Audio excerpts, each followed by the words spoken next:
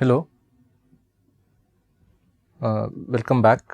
In the last lecture, we started discussing about equality constrained optimization problems, and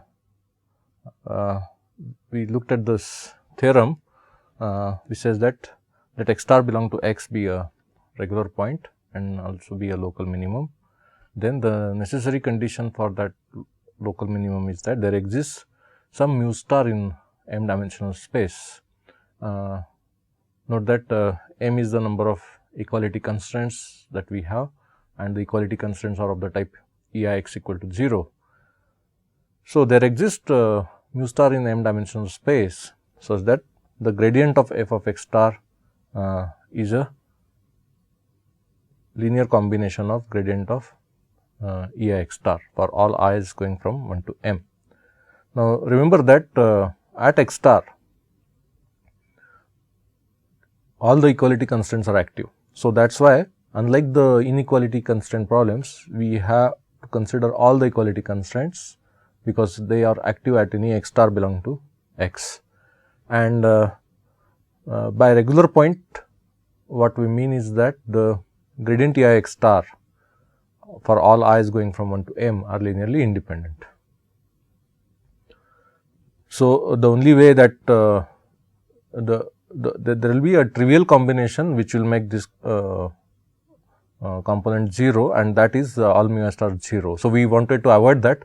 So, we use the regularity assumption. Now, what this result means is that, so let us consider a set of objective function contours. So, objective functions contours are like this. So, let us consider a point and let us call this as x bar. Now, the objective function value, so f decreases in this direction.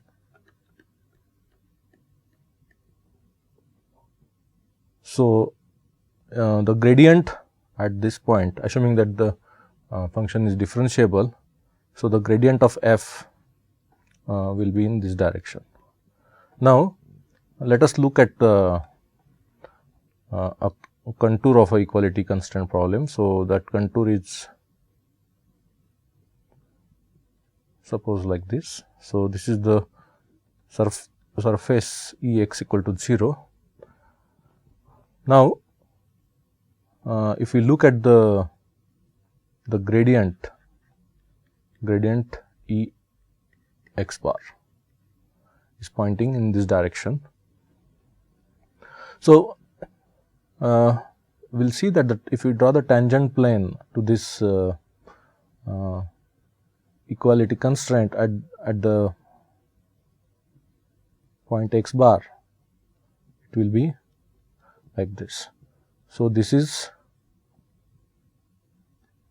T x bar, and we will see that at this point the gradient of f can be written as a some multiple of gradient E x bar. So, now in general,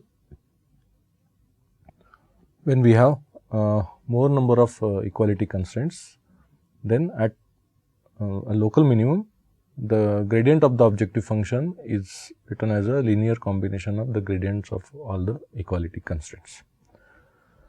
So, let us look at the proof of this. So, let us arrange all the equality constraints in Ex, and then since x star which is a feasible point is also a local minimum, what we have is that the set of all directions D which make an obtuse angle with gradient f x star and which are orthogonal to gradient E x star. So, orthogonal to gradient E x star means they are orthogonal to each and every constraint in the equality constraint set. So, the E1 to EMX. So, this set is a null set because x star is a local minimum. We have seen this earlier. So, let us define two sets. C1 and C2. So, C1 is a set in M plus 1 dimensional space, where which consists of two components y1 and y2. y1 is a scalar and y2 is a vector, and y1 is written as gradient f x star transpose d, and y2 is written as gradient E x star transpose d. And C2 be that set of y1, y2 such that y1 is less than 0 and y2 equal to 0. Now, clearly since x star is a local minimum, the intersection of C1 and C2 is a null set, and moreover C1 and C2 both are convex sets. Now, at this point we would like to recall some of the results that we studied when we discussed about convex sets and convex functions, and one of the results is related to two non-empty, non-intersecting convex sets. So, if we have two non-empty, non-intersecting convex sets, then there exists a separating hyperplane which separates the two sets. So, let us recall that result, that if we have C1 and C2 which are non-empty convex sets and they have empty intersection,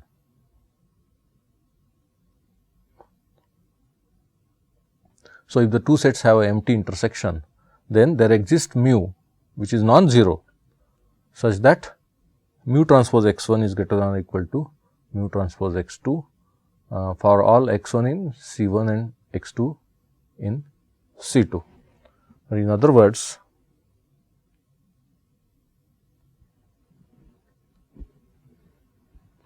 so if we have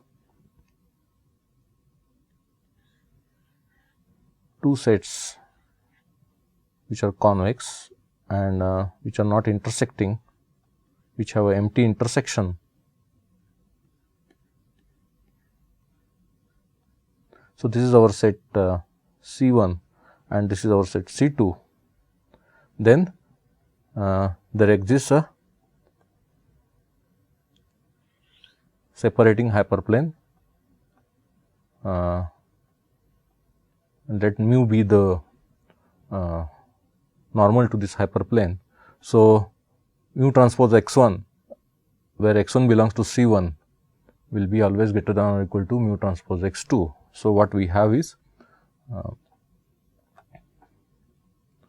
mu transpose x1 is always greater than or equal to mu transpose x2 for all x1 belongs to C1 and x2 belonging to C2. So, this is the result that we saw last time when we talked about the convex sets. So, let us use this theorem in this case.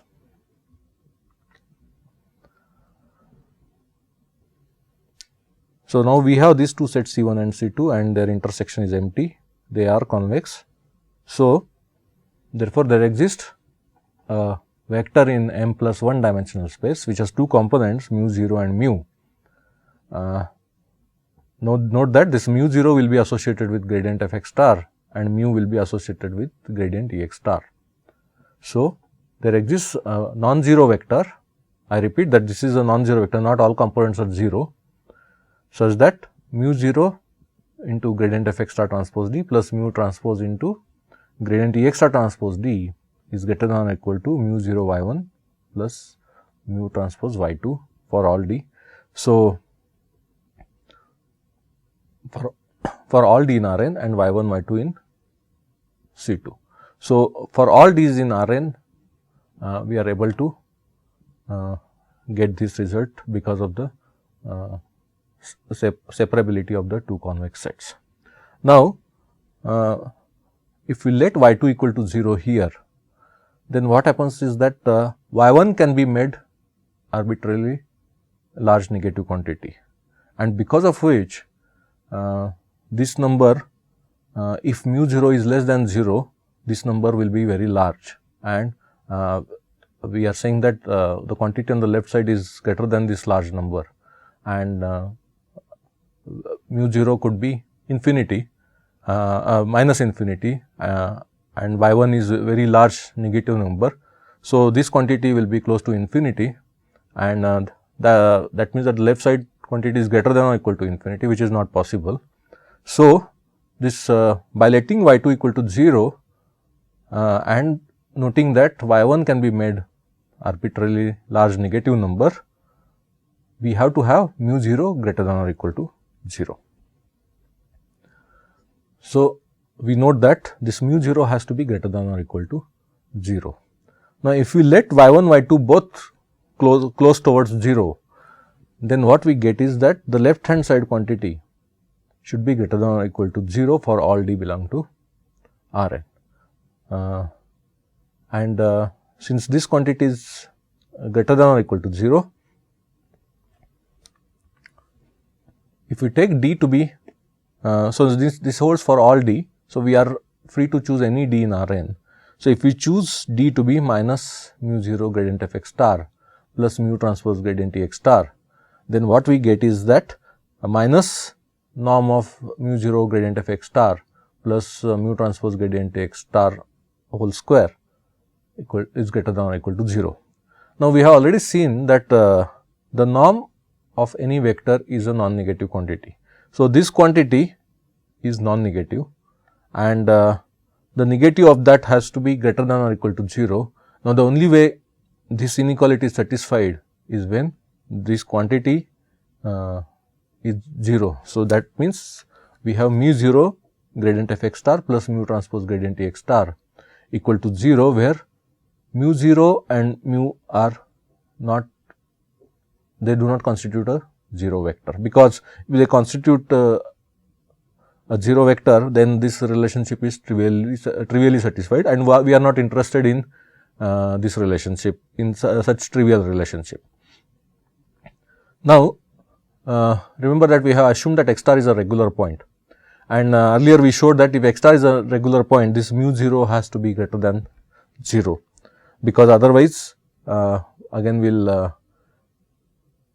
end up in a contradiction. So, mu 0 has to be greater than 0 since x star is a regular point, and therefore, we can divide the equation by mu 0, and what we get is gradient f x star plus mu star transpose gradient T x star equal to 0, and this is what we wanted to prove. So, by ensuring that because of the regularity of x star, mu 0 is greater than 0, we are able to say that if x star is a local mean, then gradient f x star plus mu star transpose gradient T x star has to be 0, or gradient f x star is written as a linear combination of gradient E I x star, I going from 1 to m. Now, unlike the inequality constraints, note that there are no sign restrictions on mu. Mu is a vector in m dimensional space, and therefore, for equality constraint problems, we can have any linear combination of equality constraints, and that is equal to gradient f x star in this case. Now, let us take some examples. So, here we have one example where we want to minimize x1 minus 3 x2 subject to x1 minus 1 square plus x2 square equal to 1 and x1 plus 1 square plus x2 square equal to 1. So, minimize x1 minus 3 x2 subject to x1 minus 1 square plus x2 square equal to 1 and x1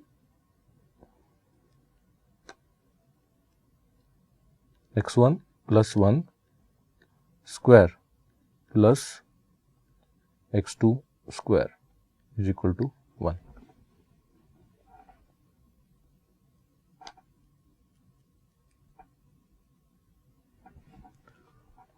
Okay. So, let us look at this problem. Now, we have two equality constraints. So, both are active at a given point, and so let us first write the Lagrangian. So, Lagrangian of x mu to be x1 minus 3x2 plus mu1 into x1 minus 1 square plus x2 square minus 1.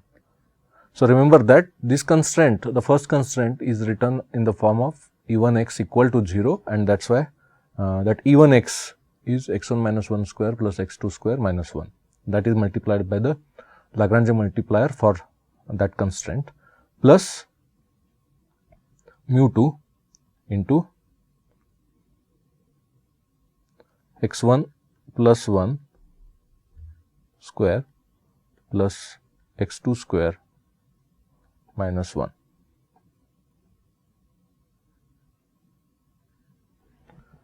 So, this is our Lagrangian function, which is a function of both x and mu. Remember that this x is a vector and mu is a vector. X contains x1 and x2 as its components, mu contains mu1 and mu2 as its components. Now,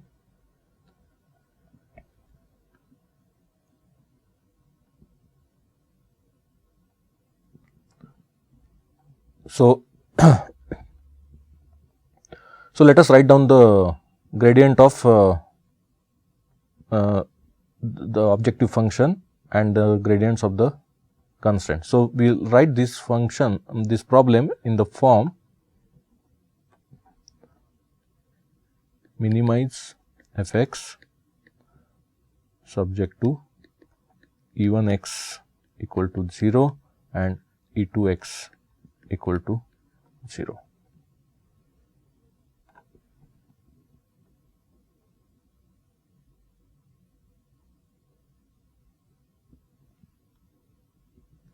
So, let us write down the gradient of f(x).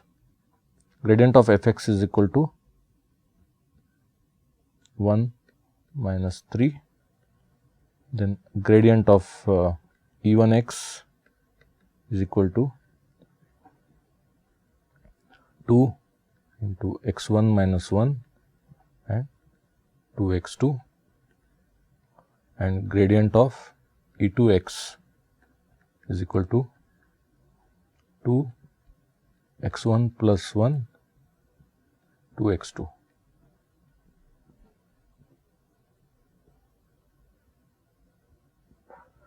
Okay.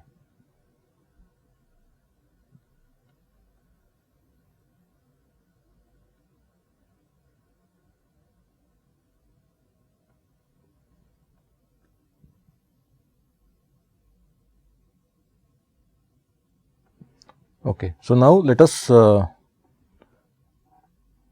the feasible region. So, we have x1 and x2. So, x1 minus 1 plus x2 square equal to x1 minus 1 square plus x2 square equal to 1 is a circle with center 1, 0 and radius 1. So, it is a circle with the center, and then the second constraint gives us another circle. Now, if we intersect them, so we get only feasible point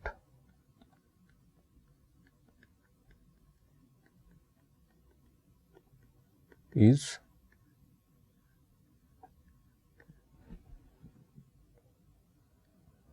so let us consider this x star. So, let x star be 0 0. So, gradient of x star,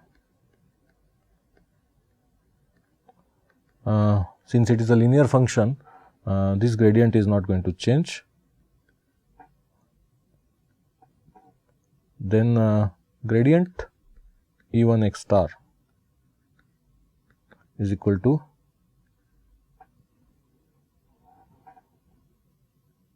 -2 and 0, and gradient E2 x star will be 2, 0. Now, if x star is a local minimum, then what we want is that, so if x star is a local minimum,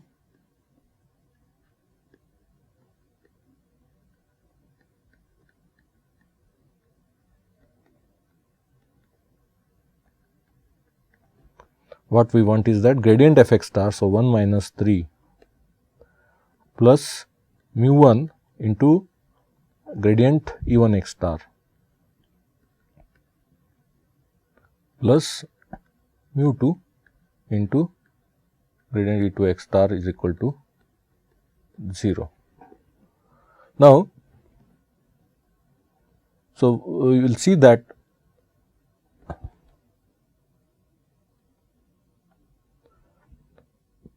it is not possible to construct or to find mu 1 and mu 2 which satisfy this, because the first equation gives 1 minus 2 mu 1 plus 2 mu 2 equal to 0, while the second equation gives minus 3 plus 0 equal to 0, and which is not possible, because on the left side you have minus 3 and the right side of the equation you have 0, they cannot be same.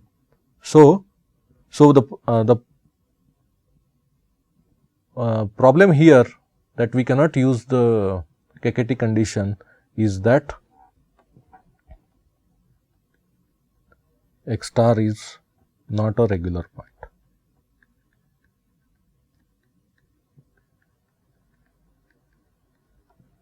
Because this is the only feasible point, it is not a regular point, and therefore, so this system is inconsistent.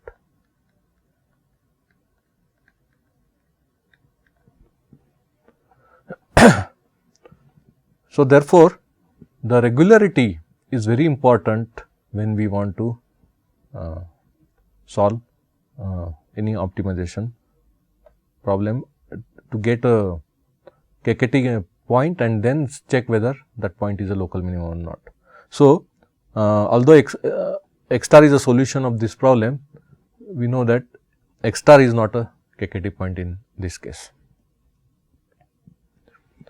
Now, so the only feasible point is the origin and is not a regular point, and therefore, although it is a solution, it is not a Kkt point. Now, let us look at another example. Minimize x1 plus x2 subject to x1 square plus x2 square equal to 1.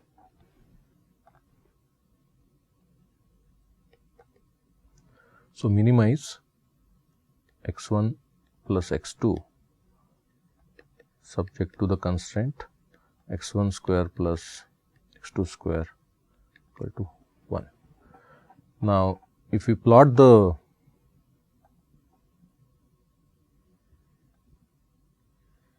constraint,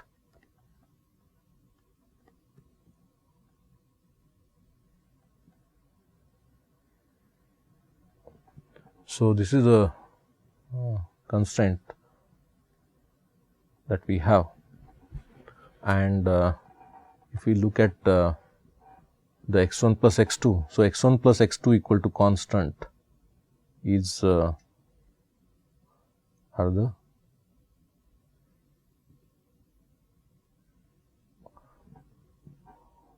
so these are the lines x1 plus x2 equal to some constant. So, we will see that as we move in this direction, so f increases,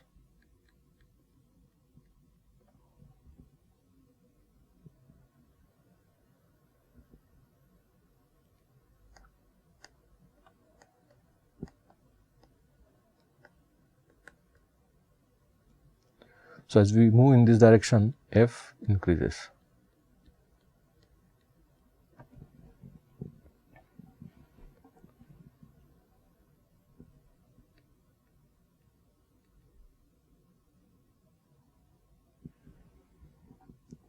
Now, so let us write the Lagrangian of this problem. So, the Lagrangian x mu will be the objective function plus mu times the constraint.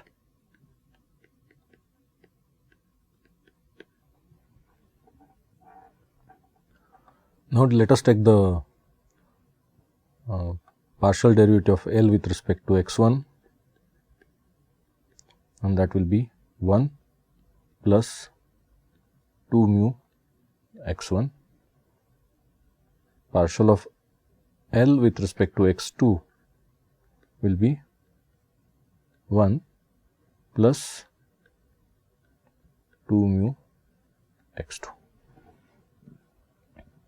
Now, if you look at the Kkt conditions, what the Kkt conditions demand is that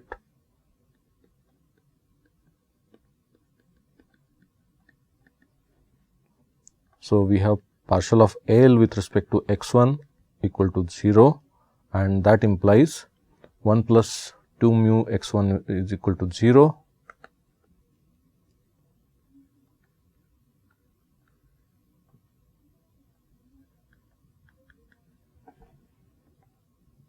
Then partial of L with respect to x2 is equal to 0, which means 1 plus 2 mu x2 is equal to 0. And then we also want to satisfy the feasibility of the points x1 and x2. So, the feasibility constraints.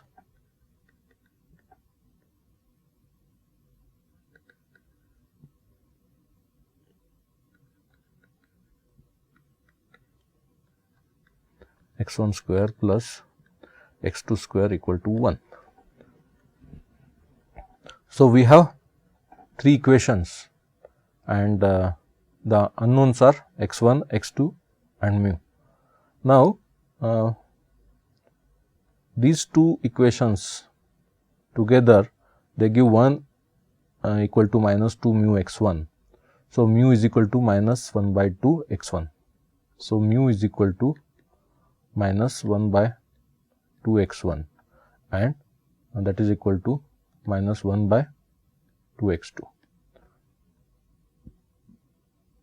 So, this means that x1 and x2 is equal to x1 is equal to x2, and if we substitute x1 equal to x2 here, what we get is 2 x1 square equal to 1, and therefore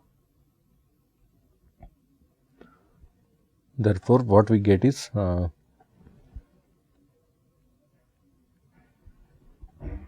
x star equal to 1 by root 2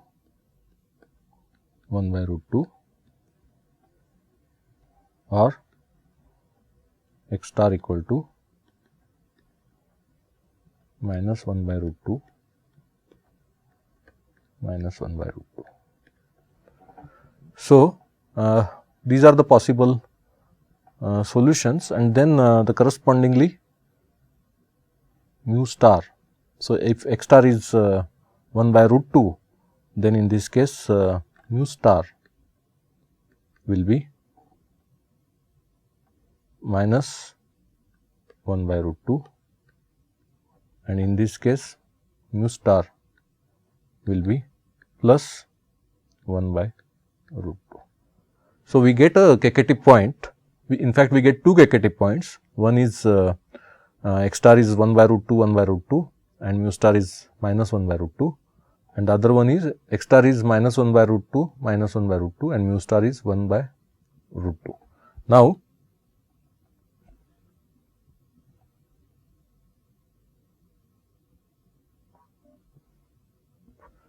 let us again replot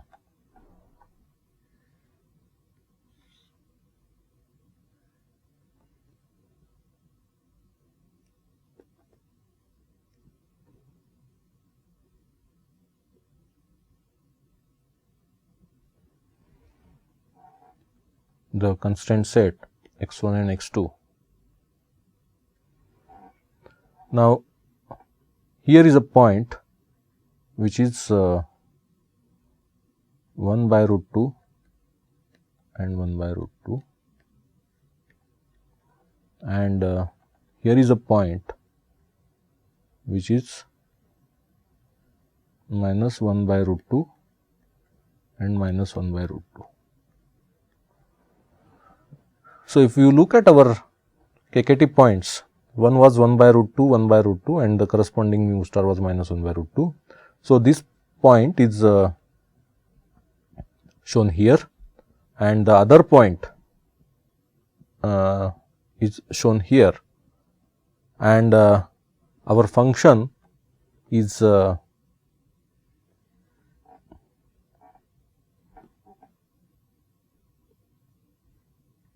x1 plus x2 is equal to constant, is of this form, and it increases in this direction, f increases in this direction. So, you will see that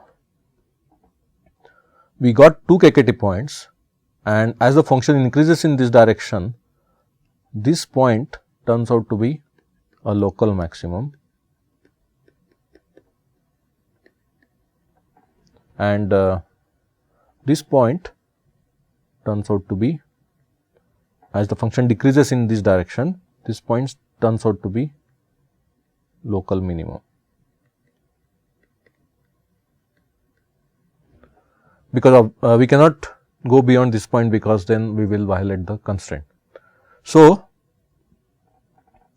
we got two Kkt points, and one of them turned out to be a local maximum, and the other one turned out to be a local minimum. And the main reason for this is that the first order Kkt conditions are just necessary conditions. If you recall our discussion on unconstrained optimization, we saw that if x star is a local minimum, then gradient f x star equal to 0 for a differentiable function f. But gradient f x star equal to 0 does not mean that x star is a local minimum, unless we are talking about some special functions like convex functions. So, the gradient of the Lagrangian equal to 0 gives you a Kkt point which can be either a local minimum or local maximum.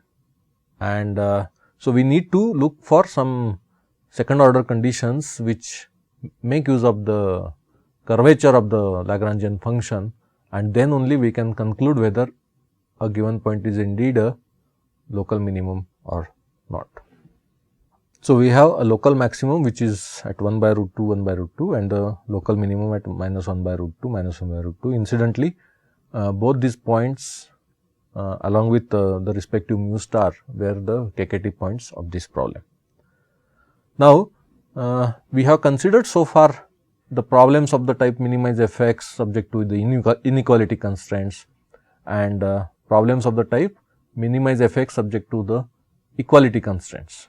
And for both the cases, we derived the Kkt conditions necessary for the local minimum.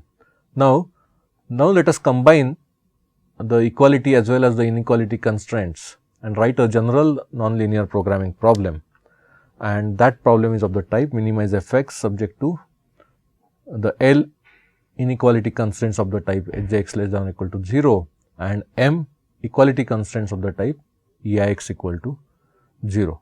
So, this is our general nonlinear programming problem. Now, again we assume that f, then all edges and Ei's are sufficiently smooth. So, for first order conditions, we just need these f, h and E to be continuously differentiable, and for second order conditions, we need all these functions f, h and E to be twice continuously differentiable. So, depending upon the condition, we will require the sufficient smoothness of these functions. So, let us denote the feasible set by capital X. So, set of all points which satisfy all Hx less than or equal to 0 and all Eix equal to 0. Now, in the context of inequality constraint problem, we discussed about the regular point, and we also discussed about the linear independence constraint qualification. So, if we take a feasible point and if we take all the inequality constraints which are active, then we said that the linear independence constraint qualification holds if the gradients of the active inequality constraints are linearly independent. Now, similarly, we assume the linear independence of the gradient of E I x star at some x star belonging to x for regularity. Now, we have to combine those ideas to define the regular point for this problem. So, let us consider a feasible x star and let us see which sets are active at x star. So, this let us denote by script I the set of all inequality constraints which are active. So, that is Hj x star equal to 0, or this constraint is satisfied with equality. Now, as far as the equality constraints are concerned, if x star is feasible, then all the equality constraints need to be satisfied. So, that means all equality constraints are active. So, I active at x star. So, let us combine all the equality constraints, constraint indices, and put them in the set script E. Now, this I and script I and script E, these two sets together form the active set of the constraint set at x star, and therefore, A x star is nothing but I union E. Okay. So, let us assume that x star is a regular point. So, that means that gradient H x star j belong to I and gradient E I x star I belongs to E. These put together are linearly independent vectors. So, gradient H x star, where j is coming from I, and gradient E I x star I from the set E, they form a linearly independent set of vectors. So, this assumption here is very important, that x star is a regular point means that they form a linearly independent set of vectors.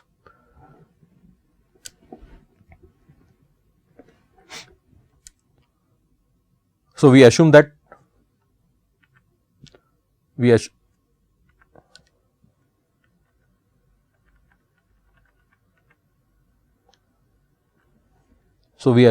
they are a linearly independent set.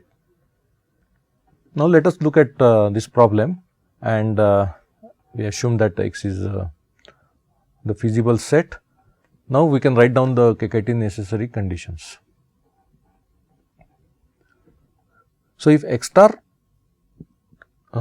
is a feasible point, remember that I always start with a feasible point. So, whenever I specify the Kkt necessary conditions, I do not say explicitly that H x star is less than or equal to 0 and A x star equal to 0, because it is assumed here that x star belongs to x. X star is a feasible point. Now, if x star is a feasible point and also a regular point, now if x star is a local minimum, then there exist unique vectors lambda star belong to RL plus.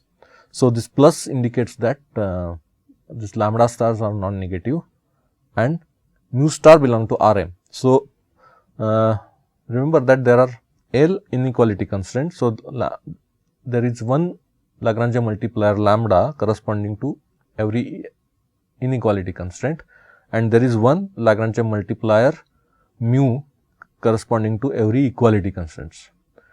So, the difference is that the lambda stars come from RL plus, or the each of the components of lambda is non-negative, while there is no such restriction on mu's.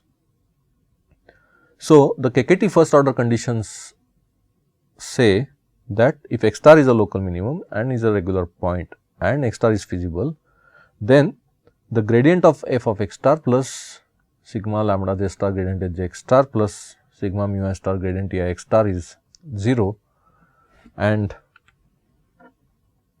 lambda j star h j x star equal to 0 for all j's.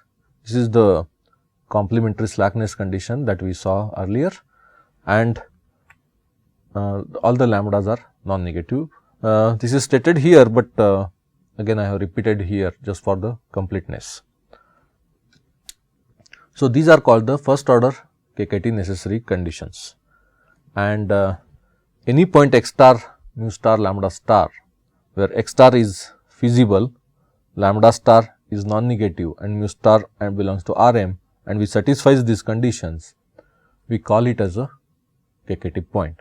So, to find a solution of this problem, it just amounts to finding the Kkt points and then checking which of them give rise to a local minimum or a local maximum. And as we saw earlier, that first order Kkt conditions are also satisfied at a local max. We saw that example where we so this example we saw that both these points are Kkt points because they satisfy the first order Kkt conditions, but one of them is a local maximum and the other one is a local minimum. So, it is important to note that these are just the necessary conditions. They do not guarantee that x star, if this that a Kkt point is a local minimum. Okay. Now, there are some sets of problems for which the first order Kkt conditions are necessary and sufficient. So, consider the problem again, a general nonlinear programming problem that we saw earlier, but now there are some restrictions on these functions. Okay. So, let us assume that the f and h's are smooth convex functions. So, here smooth convex functions mean that f and h's are continuously differentiable. Now, let us assume that EIX is of the type AI transpose Xi minus BI for all i's going from 1 to m. So, that means that all the constraints, equality constraints, are affine constraints. Now, we know that if Hjx is a convex function, the set Hjx less than or equal to 0 is a convex set. So, the intersection of all convex sets is a convex set. So, the set of all inequality constraints under the assumption that Hj is a convex function will form a convex set. Now, if we take an intersection of those sets with the affine sets which are of the type Ex is equal to Ai transpose X minus Bi, then that intersection is also a convex set. Now, here is a problem where we want to minimize a convex function subject to a convex set.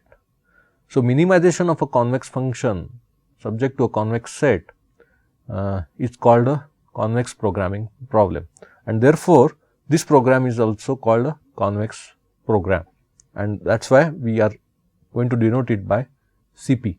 CP stands for convex problem, programming problem or convex program.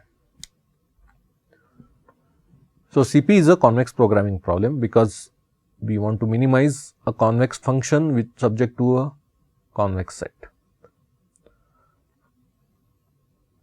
Now, if we denote the feasible set by X, then this set X is a convex set. Now, let us assume that Slater's constraint qualification holds for X. So, we have seen this Slater's constraint qualification earlier.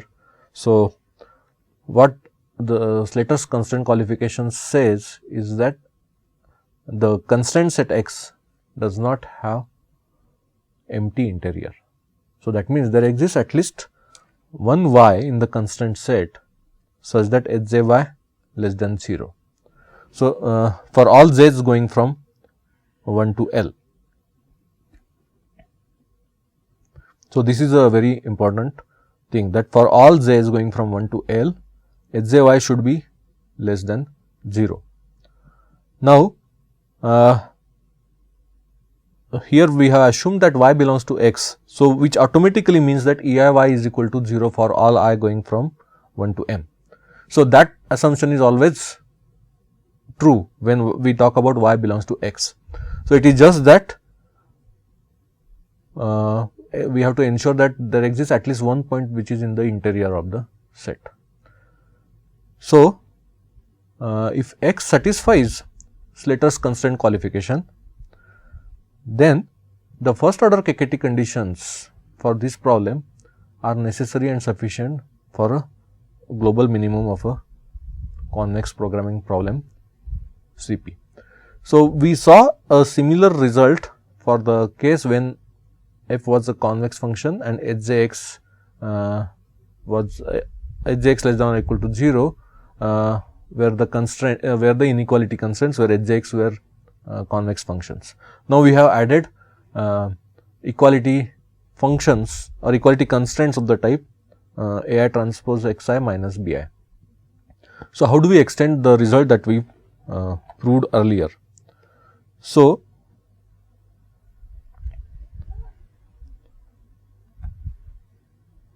this is the problem that we want to solve. Minimize fx subject to hjx less than or equal to 0, j going from 1 to L and EIX equal to 0, I going from 1 to M. Now, so let us assume that the Slater's constraint qualification holds, and let x star be any point in the feasible set X, and let us take any feasible point X other than x star.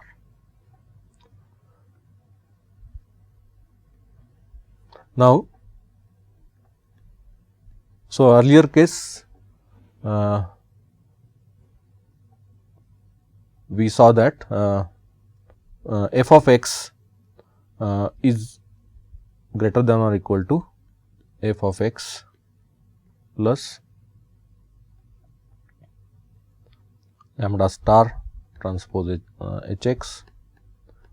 Now, here hx contains all the inequality constants h1x to hlx and mu star transpose ex. Now, the reason for this is that let us assume that x star, lambda star, mu star is a Kkt point.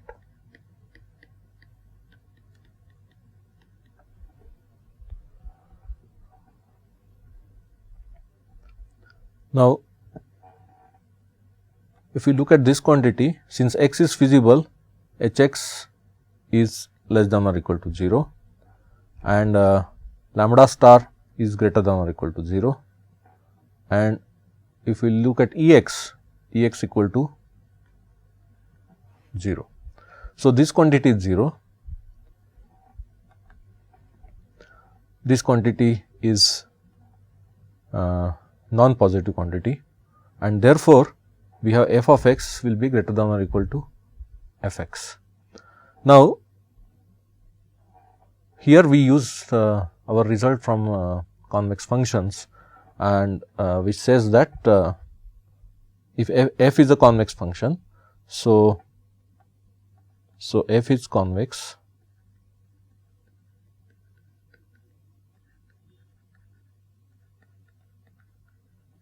and therefore, so we can say that f of x is greater than or equal to f x star plus gradient f x star transpose x minus x star.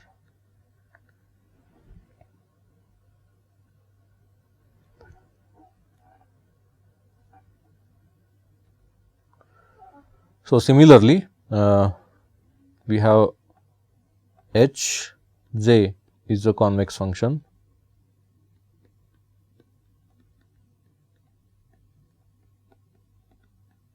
and therefore, h j x is greater than or equal to Hj star plus gradient Hj star transpose x minus x star. Now, EIX are of the type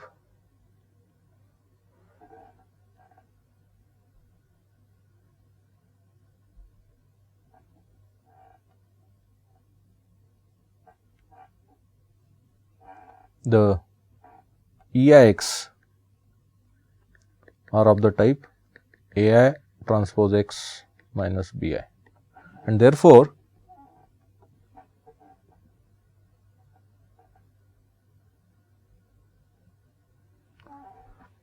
since they are of the type AI transpose x minus BI, we have EIX is equal to EIX star plus gradient EI x star transpose x minus x star. So, now if we combine all this,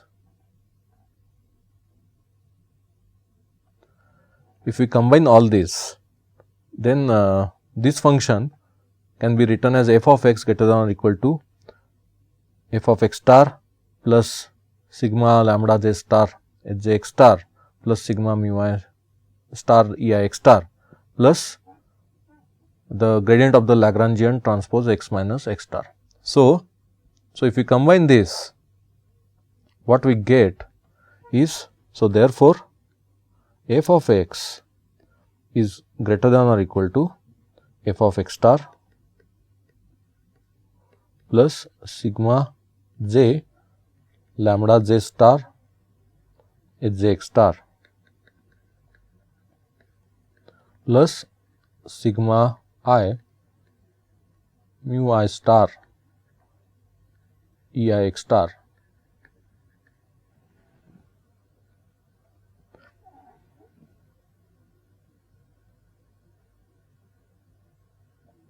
plus gradient of the Lagrangian with respect to x evaluated at x star lambda star mu star transpose x minus x star. Now, what we do is that we use the Kkt conditions. So, since x star lambda star mu star is a Kkt point, we made this assumption earlier that x star lambda star mu star is a Kkt point. So, we use this assumption along with the Kkt conditions to see what happens to this expression. So, since it is a Kkt point, this quantity is 0. Then since x star mu star lambda star is a Kkt point, because of the complementary slackness condition, this quantity is also equal to 0. So, we have this quantity equal to 0, this quantity equal to 0, and x star is a feasible point, and therefore, this quantity is also equal to 0. And therefore, what we get is, so therefore, f of x is greater than or equal to f of x star for all x belongs to x, and therefore, we get that x star is a global minimum of CP, the convex program. So, under the Slater's constraint qualification, the first order Kkt conditions are necessary and sufficient for a convex programming problem. Now, we will see some results related to second order conditions in the next class. Thank you.